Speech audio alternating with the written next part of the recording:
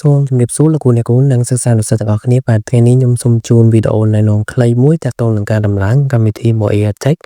នៅក្នុង Google Play Store បាទសូមជាដំបូងខ្ញុំសូមធ្វើការលុបកម្មវិធីដើម្បីធ្វើការដំឡើងសារជាថ្មីបន្ទាប់ពីខ្ញុំបានលុបទៅលើកម្មវិធី Moai Tech App រួចរាល់ខ្ញុំធ្វើការចូលទៅកាន់ Google Play Store ដើម្បីធ្វើការដំឡើងកម្មវិធីសារជាថ្មីស្វែងរកនិងវាយពាក្យថា Moai Tech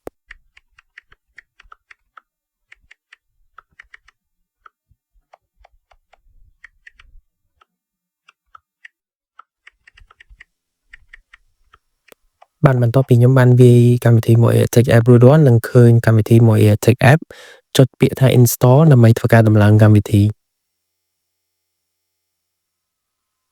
បន្ទាប់ពីបញ្ចប់ការដំឡើងសូមចុចពាក្យថា Open ដើម្បីធ្វើការបើកប្រើប្រាស់នៅកម្មវិធី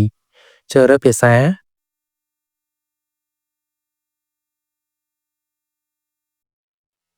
សិស្សានុសិស្សនិងលោកគ្រូអ្នកគ្រូអាចធ្វើការភ្ជាប់ជាមួយនឹងគណនីប្រើប្រាស់ជាមួយនឹង Google Account បាទ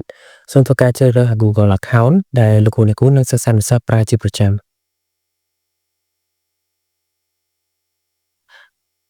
រួចរាល់បាទអញ្ចឹងលោកគ្រូអ្នកគ្រូនិងសិស្សានុសិស្សអាចធ្វើការដំឡើងឬក៏ប្រើប្រាស់កម្មវិធី Moai Tech App បាន